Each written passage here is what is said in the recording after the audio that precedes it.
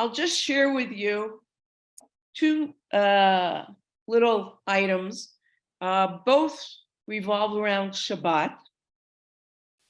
Let me ask you first, when you're preparing, let's say for a Shabbat meal, either with just your family, I shouldn't say just your family, but you know what I mean, or guests, you're preparing, you're cooking, you're setting the table, maybe you've dusted the furniture.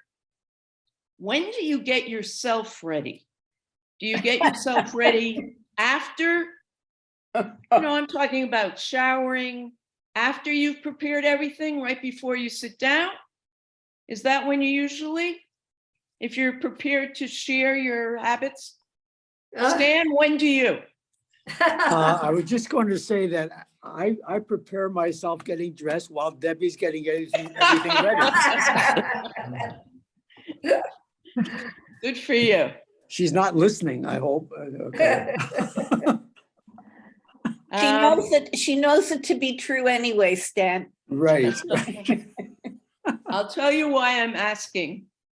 There's been in the media here, women talking about a certain woman who happened to pass away last week, but she was known at a good old age. She was known for having her Shabbat table usually set by Thursday morning. Wow. And she found that the whole atmosphere in the house was different. Yeah. Even the children would stop arguing as if they had a feeling that the holiness was soon upon them. She also felt that she could take a bit of a nap. So that began a conversation, and women trying to see if they can do that, get prepared earlier than just running at the last minute. So part of the discussion, an Ethiopian, an older woman also, who had made Aliyah a while ago, shared that back in the old country, they would wash themselves in the river before Shabbat. And she said, not after they did all their preparations, but even before they started cleaning the food or cleaning the chicken. Why? Because for them, they felt it's not just Shabbat that was special, but even the preparations for Shabbat, and they wanted to be in what she called a pure state to prepare. I love that. Yeah, I do too. Second, there used to be a minute away from where I live on the main road, a recycling bin, a very simple one for plastic bottles. And several months ago, they removed that from all neighborhoods, saying that they are going to pick up all the garbage together, take it somewhere, and they're going to divide it. It was kind of suspicious, but okay. I'm delighted to report that over the last few days, I have seen in our neighborhood, actually 2 on one street right near us, big orange bins that are for the purpose of plastic again. We still had newspaper bins and carton, but not the plastic for some reason. Now, why am I especially pleased that that happened? I said that both stories are about Shabbat. Months ago, I would take my plastic bottles on my way to shul before Corona, when I was going, and I would put them in the recycling, and I'd be going to shul. And I liked the juxtaposition of doing something for Tikkun Olam and Ladonai. Both are for Ladonai. Anyway, so I'm glad now that I'm back to going to shul, that I can continue with that tradition. Anyway, okay. So Hanukkah, fast approaching, is the natural time to explore the forever existent tension between universalism and particularism. Living as Jews amidst another or other cultures and communities. And I'd like to begin with John Lennon's help.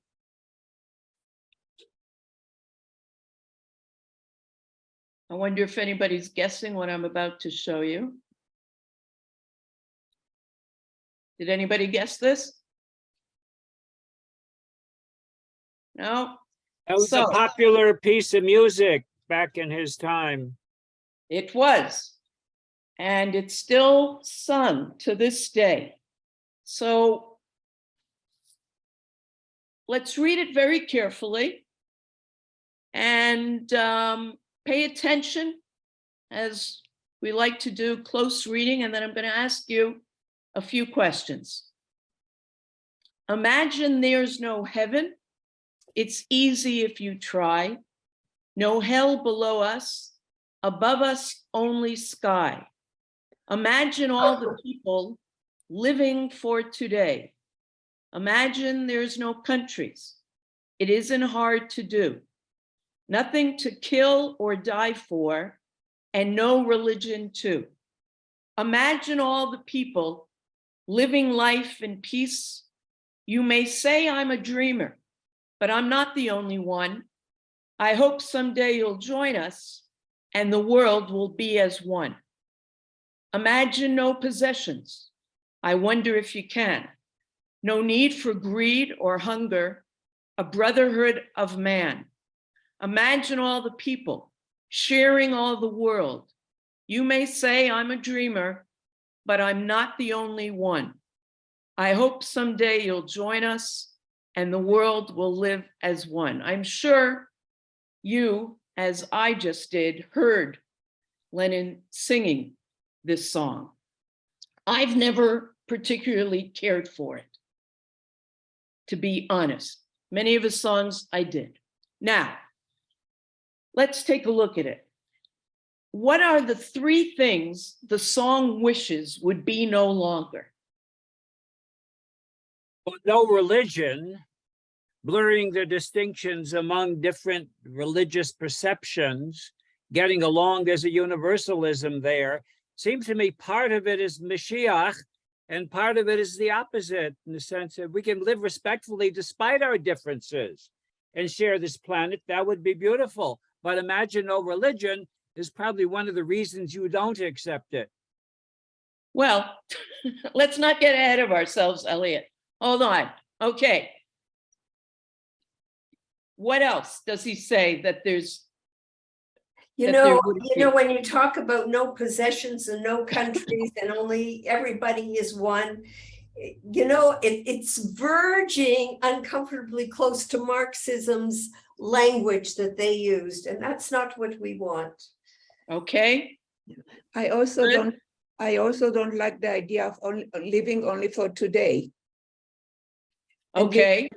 living only for today and no religion, because I can't see a world without it, because religion allows you doubt. Actually, it welcomes doubt.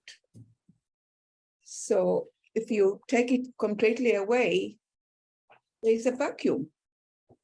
That's very interesting. I'm scared to ask you to elaborate, but that's interesting that that's what you would say when you think of religion, doubt.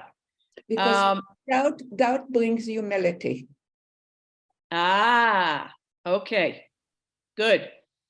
Anything else that no one mentioned? I don't think Elliot mentioned it. He might have, but I don't think so.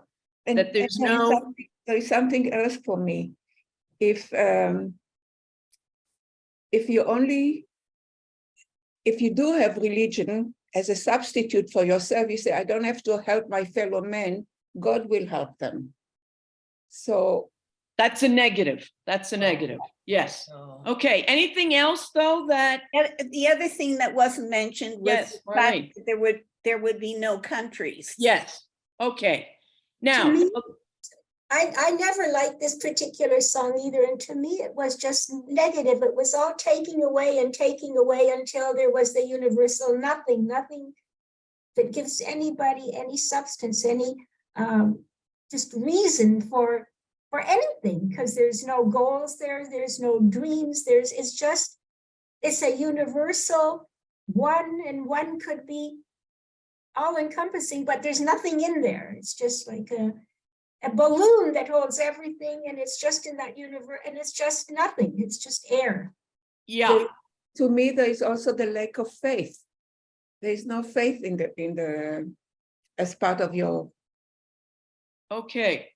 I don't think he meant that at all. Go ahead. No, I think Sarah? for a lot of people, religion is a reason to have war against another country.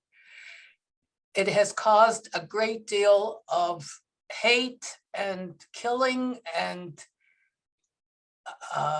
all sorts of negative things in the world. And that's what he's talking about. Okay. We had a session maybe over a year ago about what you just said.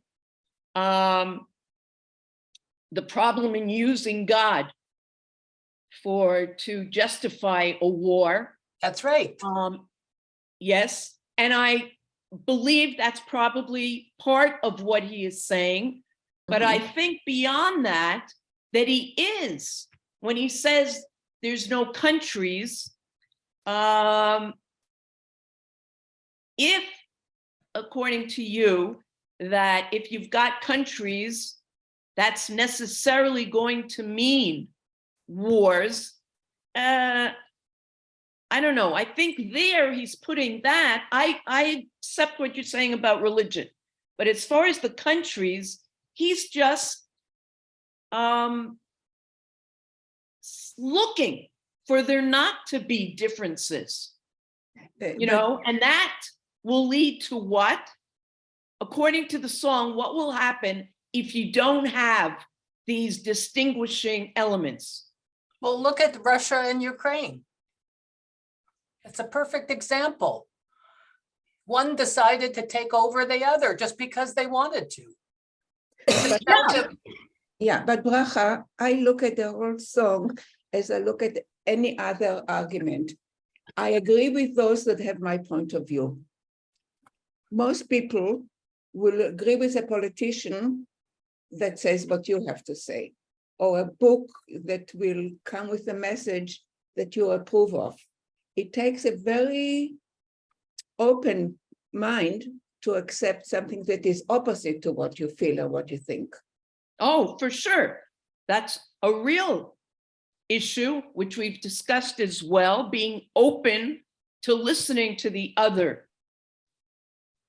As long as it's Sounds not like he's hurtful. trying to, by obliterating all of these differences, he's trying to create a colorless world. If we had one flower or one musical instrument, life would be very, very boring. Okay, Elliot, that's a great metaphor. He's not seeing it that way. He's seeing that it will be wonderful if everyone is united and the same. I'm sorry, I did not see. Go on, Marlene. I'm not sure he's wanting people to all be the same. I think what he's saying here is that it would be wonderful if all of the things that were negative in our world or were removed, and then we could go and become the people that we were meant to be. I mean, if you look at it, nationalism and religion and greed, you take those three words out of there, are probably the causes of most of the conflict between people, and between nations, and between, whatever you have. I mean, those three words have probably caused the most strife in the world throughout our existence. Yeah. Deutschland, überall. Okay, yes, Also, Marlene, it's but also that, I believe, is a distortion, certainly of what religion is meant to be.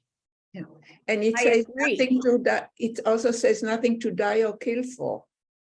Okay, and that we heard, I'm sorry, I didn't see who said a few speakers ago, because I only see 4 people in front of me, but somebody who said that all of this adds up to blah. Who was that said that?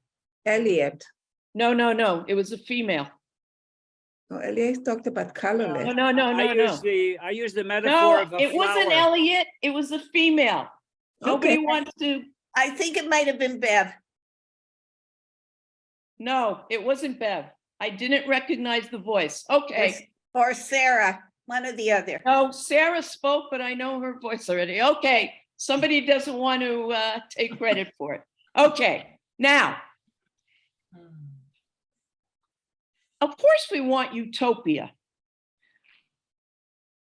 But what is utopia? So Lenin here is saying that we'll be able to live as a brotherhood of man. If you take away religion, if you take away countries, nationalism. Well, I don't think that's our traditional take on what life is meant to be.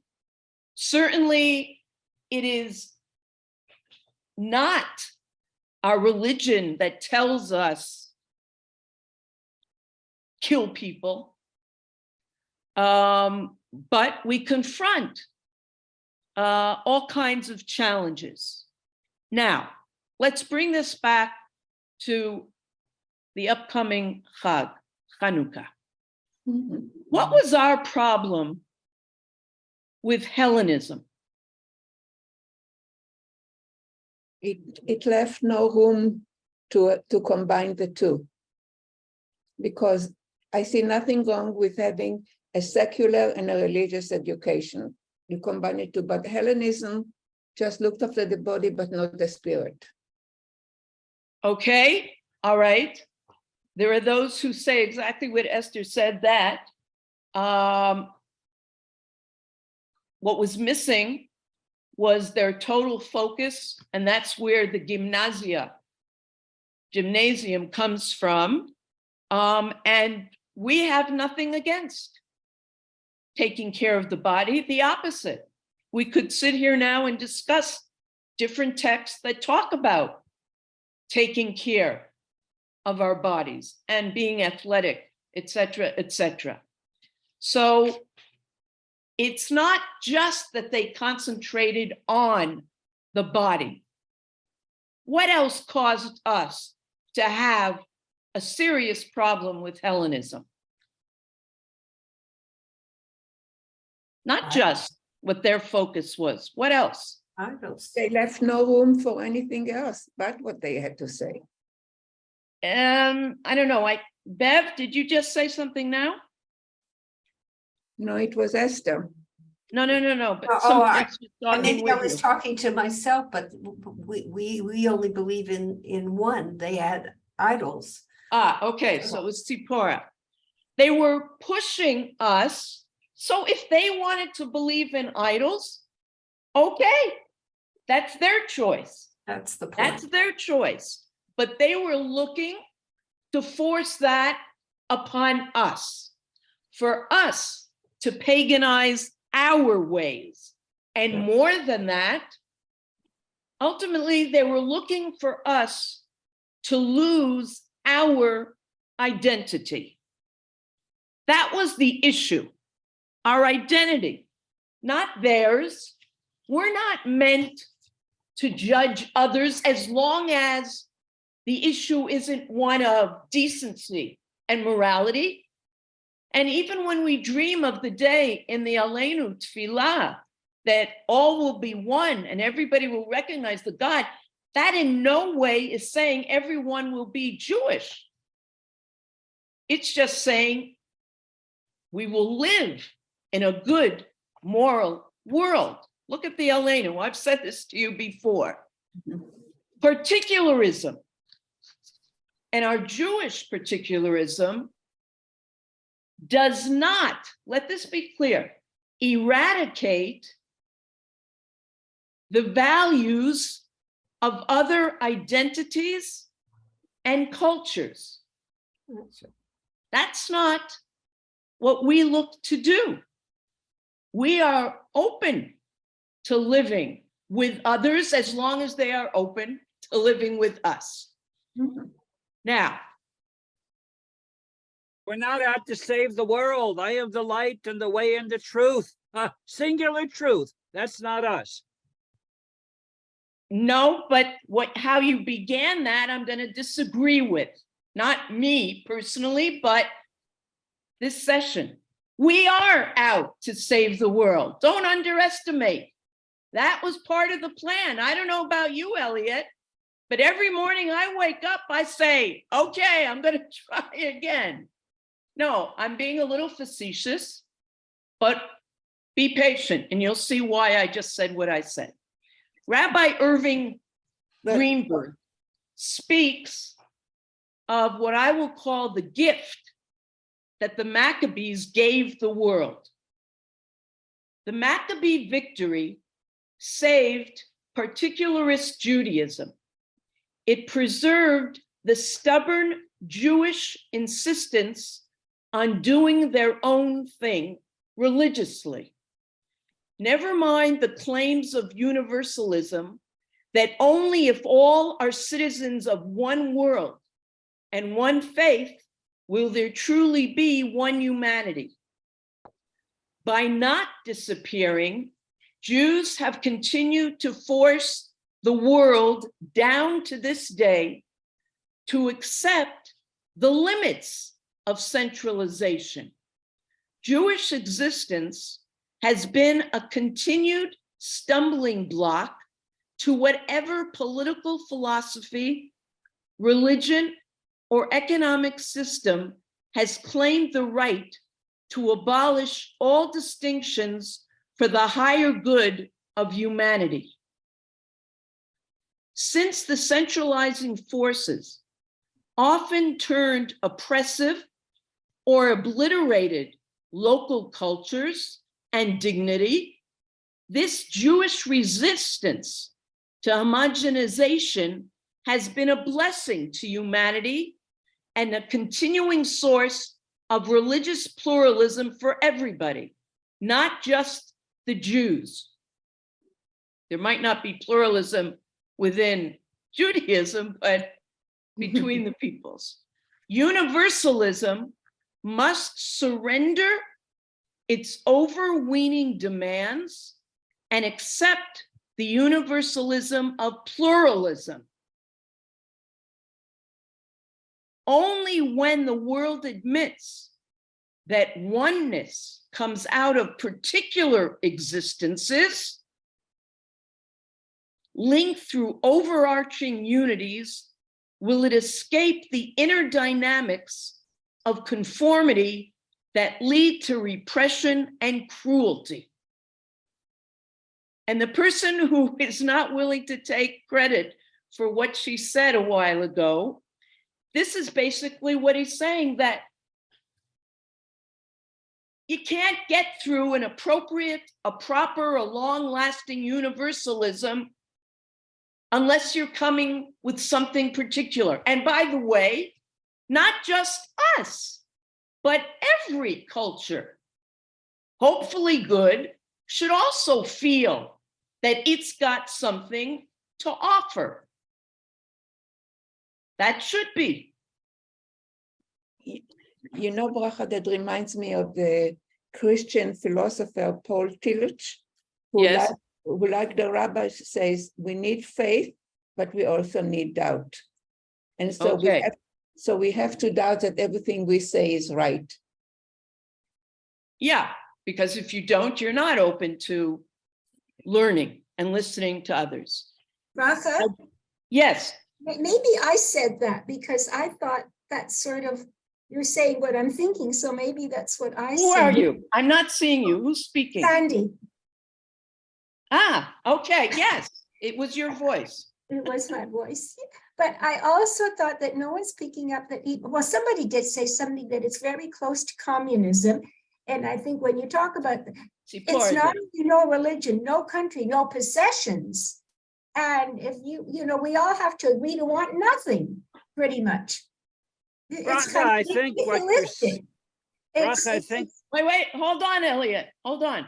Go on. I'm thinking that what the rabbi is saying is brilliant. I think that is the essence, and why we are supposed to be historically the light to the world. It's not, I don't think that we have to make any excuses, but we're not all saying that everybody has to be like us, but at least we are an example of what could be, not the example, that is, we are the chosen people for better or for worse. And historically, we should not be denying it. And the ideal is not what John Lennon is talking about, at least not to Okay. me. Thank you. Thank you, Sandy. Okay, now, Greenberg's contemporary words actually find their origins in the biblical narrative. Think about Bereshit, Genesis.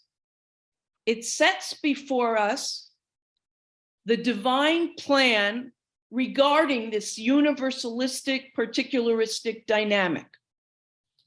In creation, we encounter God as universal, and in Revelation at Sinai, we hear him as particularistic. Our tradition does not prefer one over the other. Both traits are essential to our belief system. Now, I'd like us to look at this biblical model. Bereshit begins with universal archetypes. Think about it. Adam and Eve, Cain and Abel, Noah, the builders of the Tower of Babel. Those aren't Jews. And for the first 11 chapters of our Tanakh, we are focused upon these characters. And what are their stories reflect? The human condition, obedience, rebellion, faith, fratricide, hubris, violence. But Bracha, the whole Torah is not the story, but what we learn from the story. Because the Torah is not a history book. To me, when I hear the stories about our fathers or Adam and Eve or so on, it's the lessons that we learn from the story, not the story. I don't think that we're disagreeing. We read these stories and it's what we glean from it. But these stories give us a basis for understanding the complexities of life. Okay. And the fact that God chose to have the Torah begin, that's got to mean something. And that's how he saw originally what the world was going to be like. Okay. And that's why he got so upset when he realized, gee, people aren't what I thought they would be. And he had the flood, and then he had to take a second look. Okay. And to begin with, the covenant he establishes is what we know as the Noahide laws. Mhm. Do not worship idols. Do not curse God. Do not murder. Do not commit adultery or sexual immorality. Do not steal. Do not eat flesh torn from a living animal. Establish courts of law and ensure justice. what do all these 7 laws, what do they add up to being? They are 7 basic moral commands that are the basis for any decent humanity. society. Yep. Now, we believe that God is the God of all humanity, accessible to all. Yet there is also a unique relationship with God, or you might want to put it, a relationship that was thrust upon us. And I'm saying that somebody else, Sandy, I think, used the word chosen. That's a very frightening word to many, and not just non-Jews, but to Jews, because it's always misinterpreted as to mean we are superior. There are many non-Jews that are nicer than some Jews that some of us know, without thinking of anybody in particular. Unfortunately, very true. Okay, now,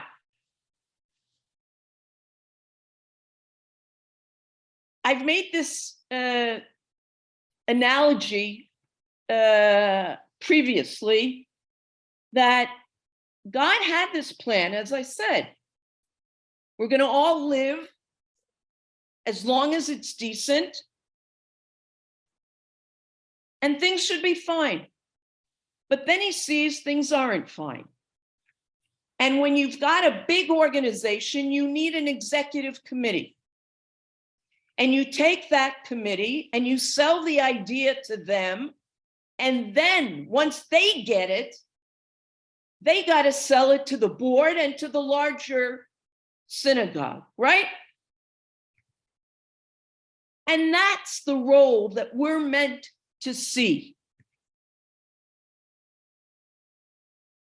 And again, each civilization should see themselves as being unique and has what to contribute somehow. But yes, as Sandy said, we are meant to be an Or LaGoyim, as a nation, as a people. That's still something that we, on the one hand, we have been, but it's also, as we said last week, a work in progress. Mhm. Now,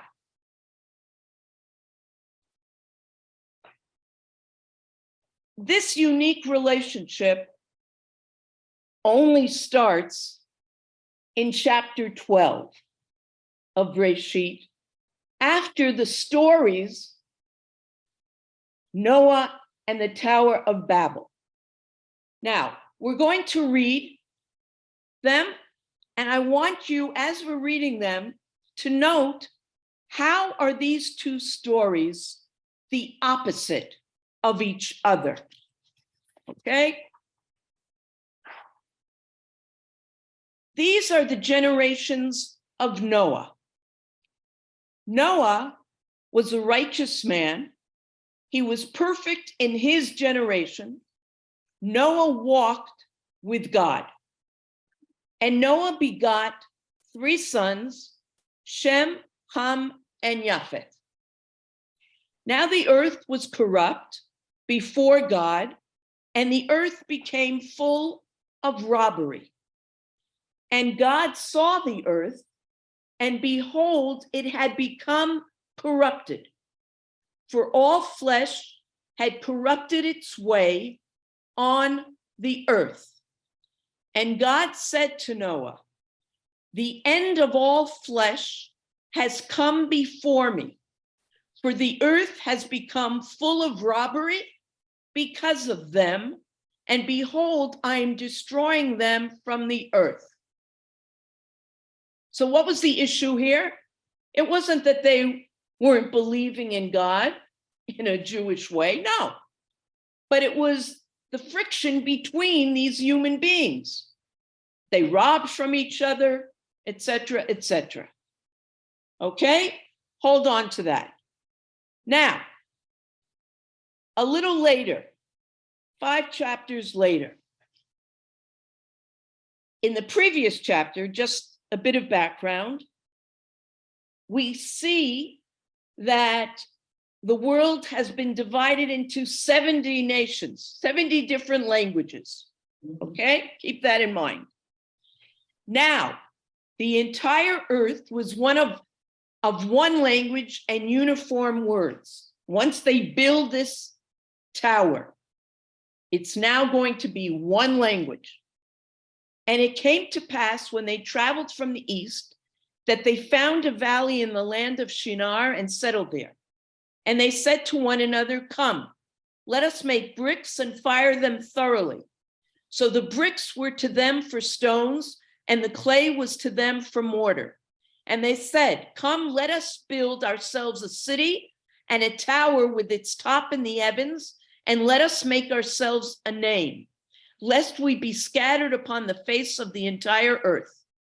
And the Lord descended to see the city and the tower that the sons of man had built. And the Lord said, "Lo, they are one people, and they all have one language, and this is what they have commenced to do. Now, will it not be withheld from them all that they have planned to do?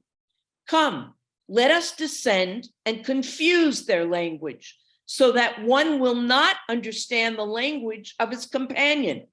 The Lord scattered them from there upon the face of the entire earth, and they ceased building the city.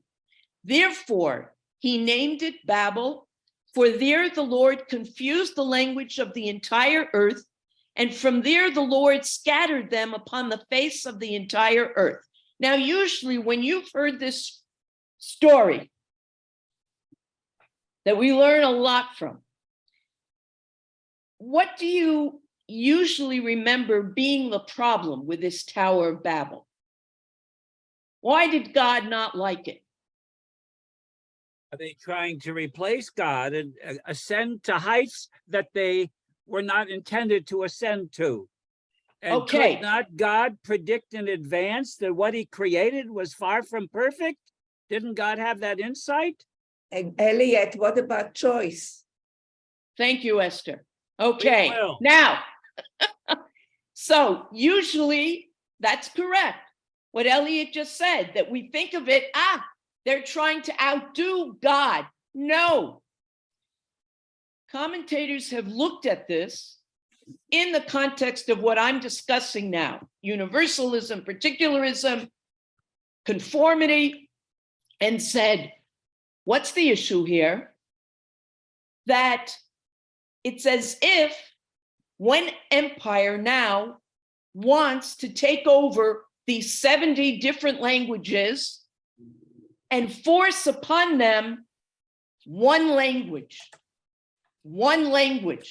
And that's why God is going to come down and confuse, because he doesn't want everyone to be the same. By the way, Bracha, there's something nice in the sentence you just said, that God came down. In other words, if you're going to do something, don't judge from afar. You have to be real witness to what happens, and then you can act. Yeah, thank you.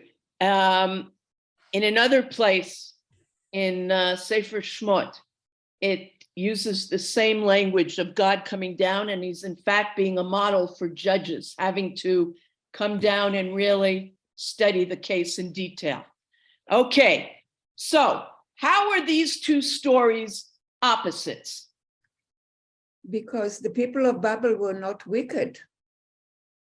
It's not a wickedness, and that's why God confused the language, but he did not destroy them. In Sodom, it was total evil, and that's why they got punished the way they did. The punishment was not as severe in case one as in case two. Okay, no, as in case two was not as severe as in case one. Okay, anybody else see something very different on our subject today, having to do with, let me narrow it down, with universalism and identity, particularism? How did the people in the flood story and Noah's story see each other? And that's why they were able to rob from each other. They were seen or looked at themselves as it's us and them. Mhm. There was identity without universality. There was a freedom there, but no order, and hence the corruption. Whereas in the Babel story, the people building that tower and trying to enforce the one language wanted universality, but without particular identities. There was order, but there wasn't going to be freedom. I also see some leadership in the story of Babel. You know, it's like the caboose in the train that pulls out the whole train. So the few people who saw the vision to build the tower were the leaders of the group. But in this case, we don't like what they're trying to That's do. right. Yeah. That's Now, right. so now what? What happens? We don't like what we see in the Noah story. We don't like what we see in the Tower of Babel. What becomes God's plan now? Anybody? What does he come up with next? Well, it's confusion in one and destruction in the other. Okay, now, but I'm talking going beyond both of these stories. What's going to be the next plan in God's head? He's going to find a leader, or choose somebody who will understand what Hashem wants. That, you know, he's looking for somebody to believe in him and to teach others, to Does be this fellow have a name, righteous. Beth? Avraham. He's going Okay. to call on Avraham and Sarai, Avram and Sarai. Okay, very good. So, and the Lord said to Abraham in the very next chapter, go forth from your land and from your birthplace and from your father's house to the land that I will show you, Lech Lecha. And I will make you into a great nation, and I will bless you, and I will aggrandize your name, and you shall be a blessing. And I will bless those who bless you, and the one who curses you, I will curse. And all the families of the earth shall be blessed in you. So the new plan is, go, be different from these two tales, but through your particularism and your monotheism now, it's going to lead to universalism, if you read carefully these three psukim. And if you recall, a few weeks ago, we read Parshat Vayera, and the scene of Avram having just experienced his own circumcision, Brit. And at this age, we understand that he was in pain, it was difficult, but where does he sit in the heat of the day? Where he always sat before. At the front of the tent. At the entrance to the tent. And even though he was probably feeling under the weather, he is, excuse me, looking to greet people, to welcome them into his tent. And the people that were going to be walking by were not going to be Jews, because he's the first. What do we glean from that story? That at the very moment where Avram has made himself different, he has gone and become different, he is still looking to be hospitable to the wider world. There's the respect for others. Yes. But He brought in strangers, so he right away was welcome. He didn't know who the strangers were going to be, But he was That's sitting. right. He did not know that they were upstairs. angels at the time. Yeah.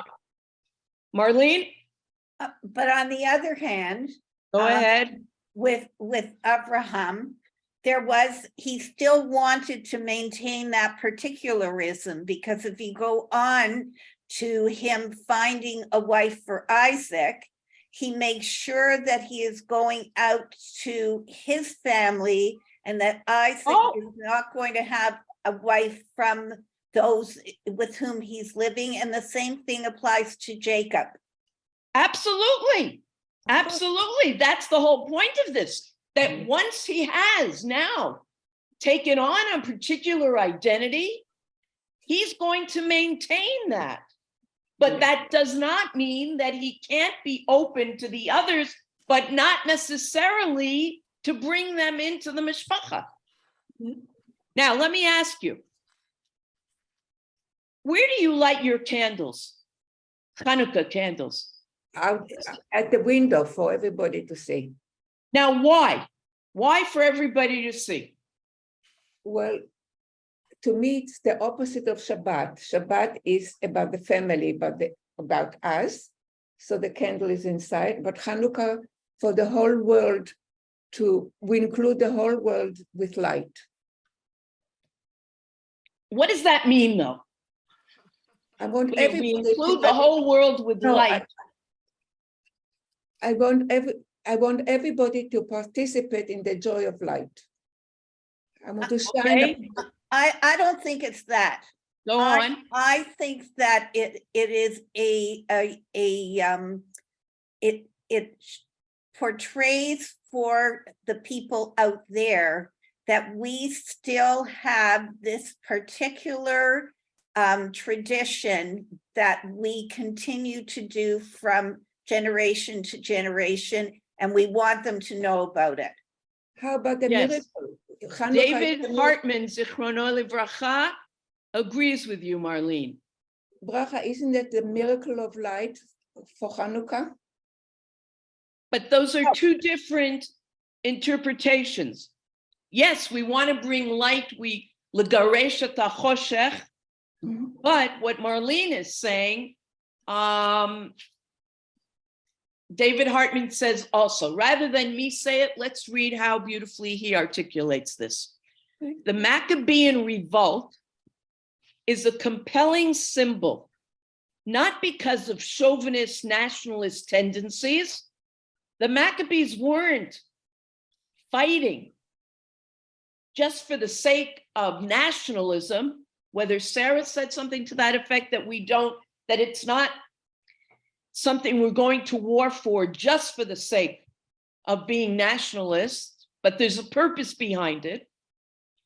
I'll read it again. The Maccabean revolt is a compelling symbol, not because of chauvinist nationalist tendencies, but because of the values and way of life that this revolt aimed to preserve.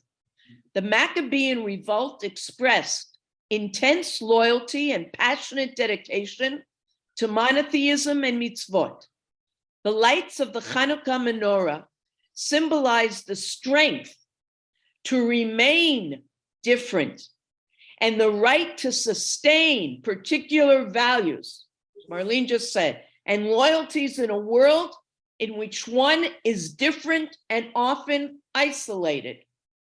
In that case, Placing the Hanukkah menorah near the window for all to see represents the great message which Jews convey to the world. We choose not to hide the flame of our spiritual tradition within the secluded confines of our people, our family, but rather we wish to have our flame radiate light in the marketplaces of history. The Hanukkah menorah is a concrete expression of the Jews' commitment to place the particular into the mainstream of history, to enter the marketplace with dignity and integrity. To love Bracha, it Judaism, sounds- one must love Jewish particularity. This love is expressed by a passionate involvement with Jewish history and with efforts to enhance the well-being of the particular people who are the living carriers of the Judaic tradition.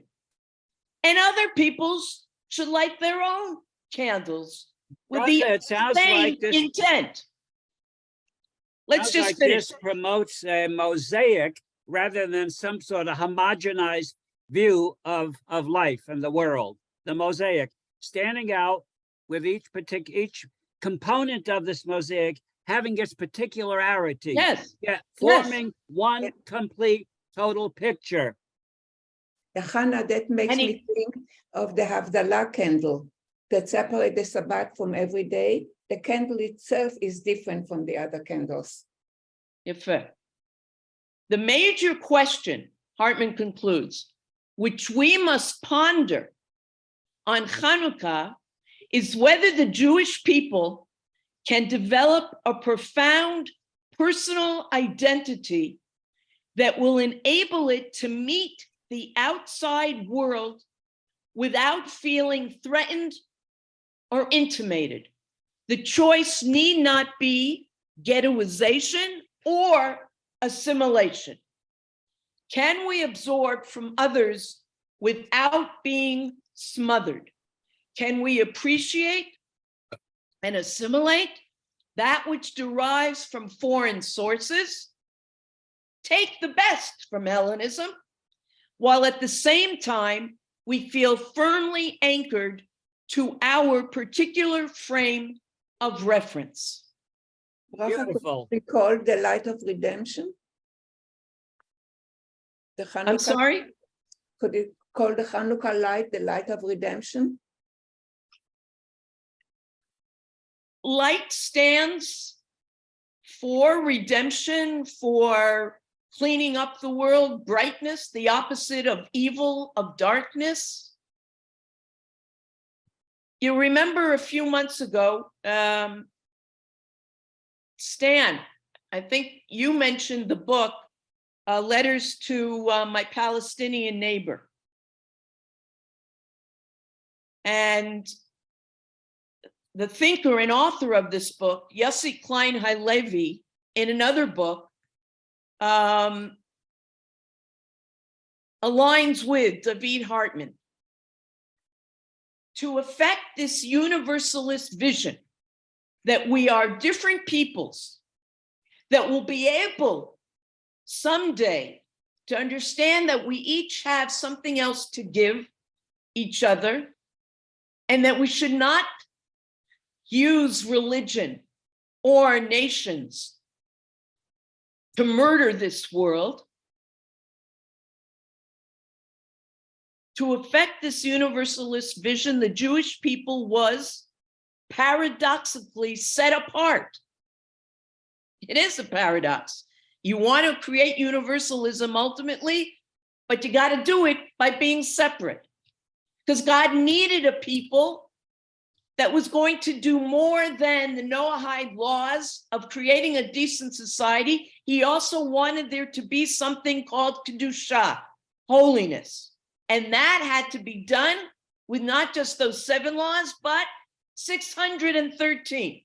Mhm. Again, to affect this universalist vision, the Jewish people was paradoxically set apart as a testing ground for the possibility of redemptive, the word Esther just used, interaction between humanity and God. For, as a people, the Jews are a random cross-section of humanity. If this people could be transformed into an instrument for divine intimacy, then the hope of a realized transcendence could be extended eventually to all peoples. Now, the problem is that not enough of us perhaps realize the wonderful responsibility that this people was being given, but not just for our sake, but For to humanity. reach out to the entire world.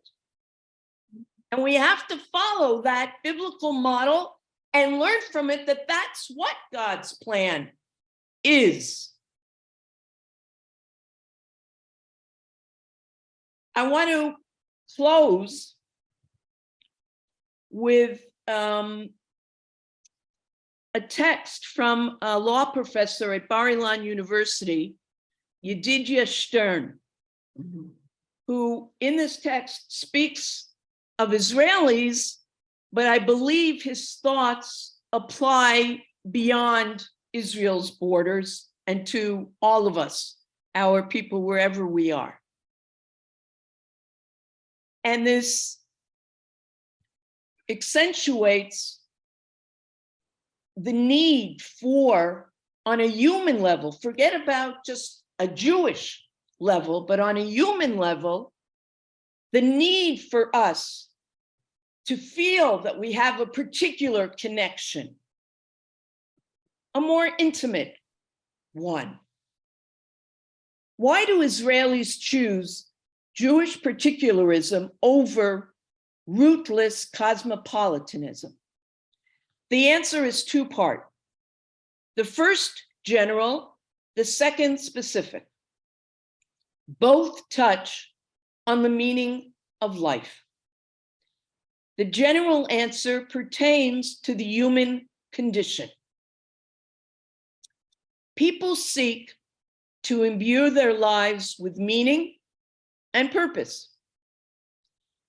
Radical liberalism does not address this basic human need. It guarantees the rights of the individual. Yes, you and I are well protected, but we are like separate atoms moving along independent tracks, revolving around ourselves in a vacuum.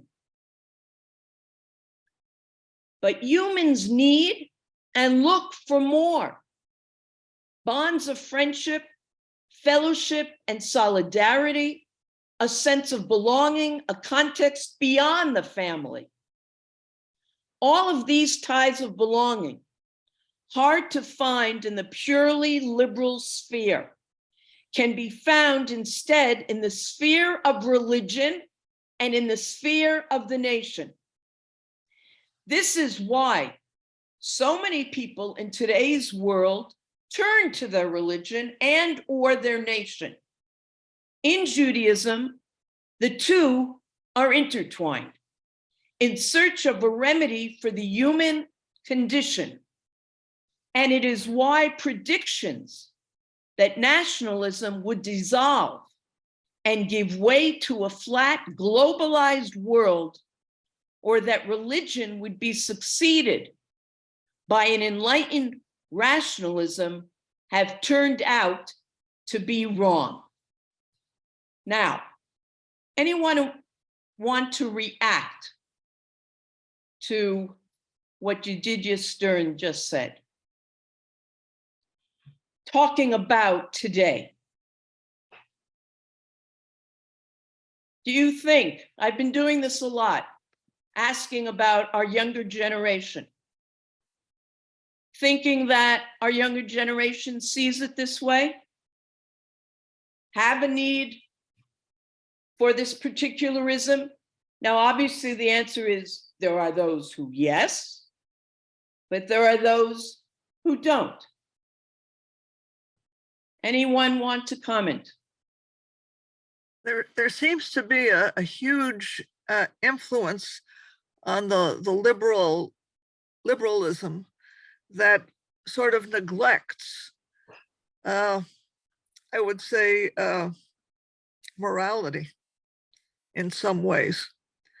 And, you know, like there's all kinds of things that are being said and done and encouraged, and almost leading toward,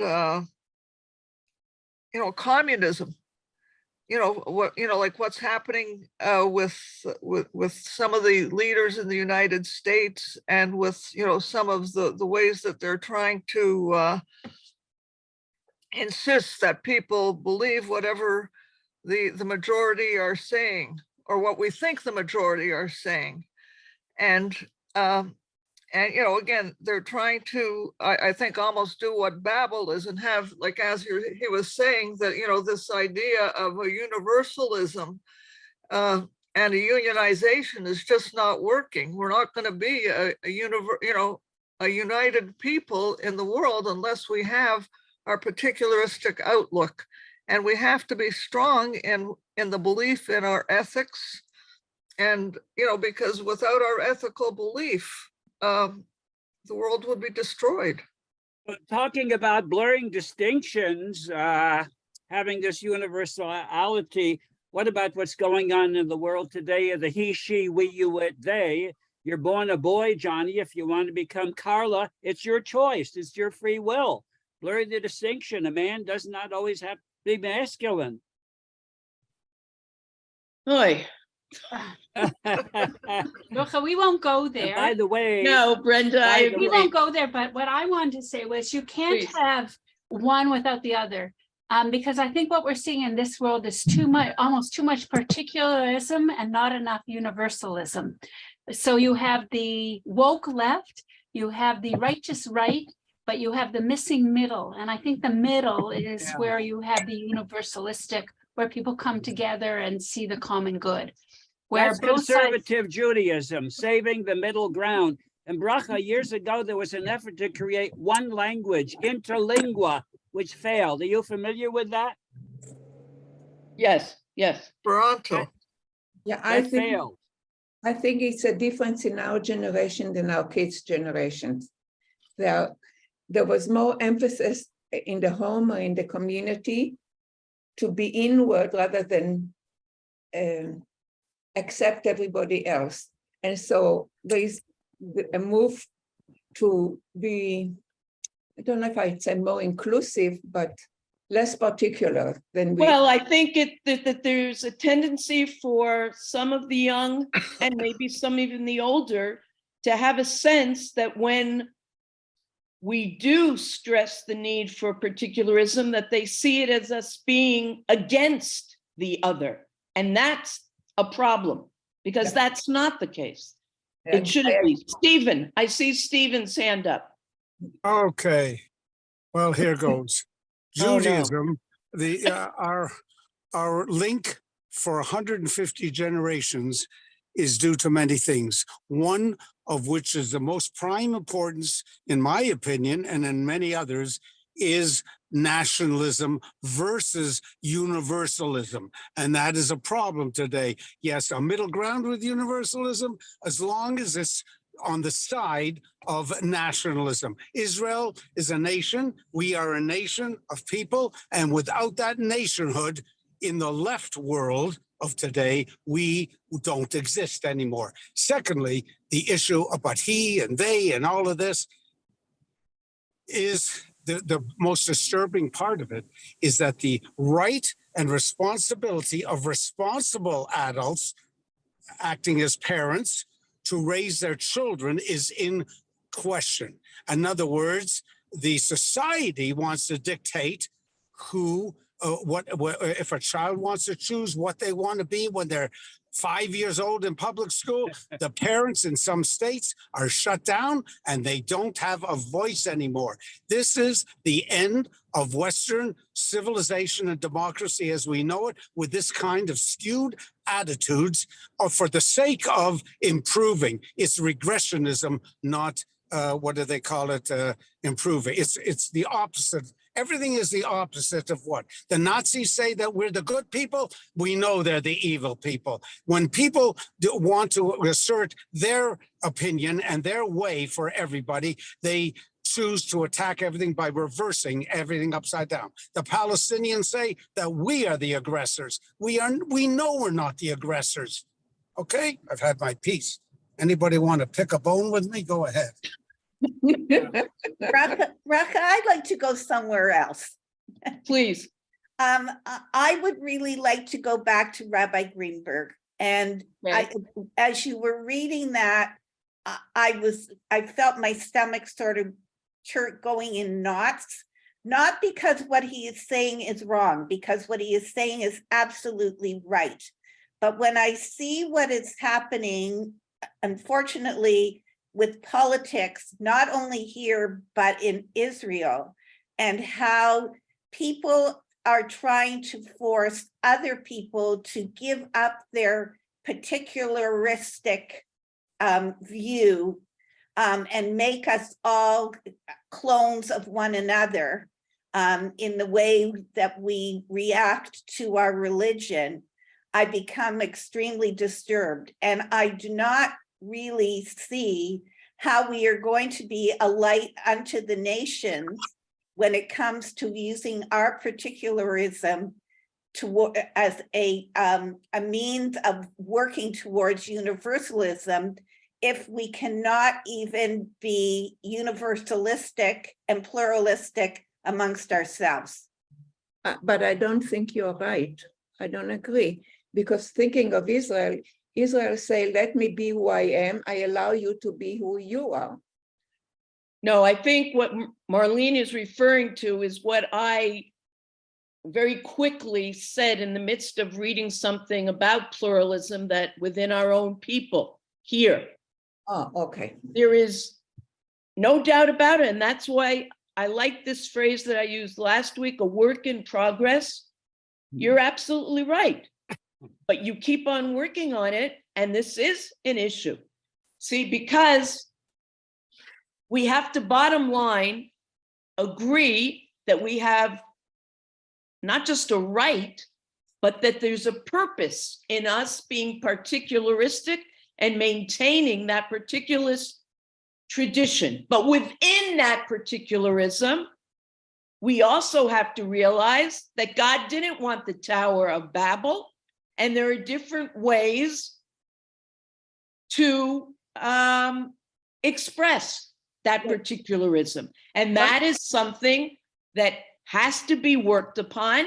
And I would like to trust when the incoming prime minister is saying that we should not be frightened that when this soon-to-be minister says that it's going to be this, and he says, no, it's not going to be that.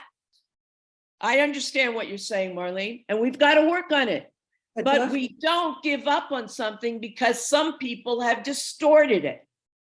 And that's what I get most upset about, is the people who say, nah, it's not good. But that's based on looking at people who have distorted the beauty of our Tanakh and God's overall mission. Bracha, God some of is a this, lot brighter than some of these people you're talking about, Marlene. some of what we're talking about could be extended to something that's going on now, and that is about Jews, so-called Messianic Jews, who are coming to us and trying to show us the way, the light, and the truth.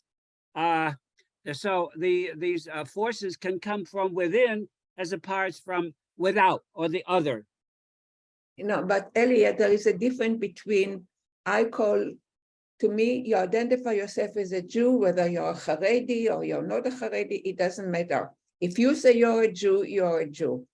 And this is, to me, this is the core and then important. To me, your identity, you can be Mapam, you can be Mizrahi, you can be Agudat Israel, I don't care. As long as you identify yourself as a Jew, you're a Jew. Well, Jews don't have to go through a third party or middleman to get to God. And that's the concept in Messianic Judaism and in Christianity. We can get directly to the prime mover ourselves by davening. Okay, on that note, And we can argue with that omnipotent being. We can argue with Stephen, you said you spoke your piece. Go ahead. I'm saying, in addition to having a direct line, we can argue with Hashem. What other people And argue with? Either they Abraham sets the model for that as well. Of course. Absolutely, absolutely. Very important. Would you release your email for people who want to send you messages? Not to be critical, I want to tell you about something you'll be very interested in. Would you release your email? I don't know, people. Should I? Go for it. Well, that's Okay. Why not? By the way, what Stephen said, Yeah, let's hear Bracha's email, Esther. Oh, BRACHAEM,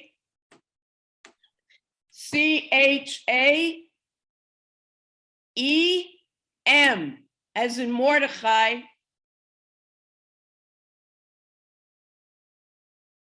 At hotmail.com.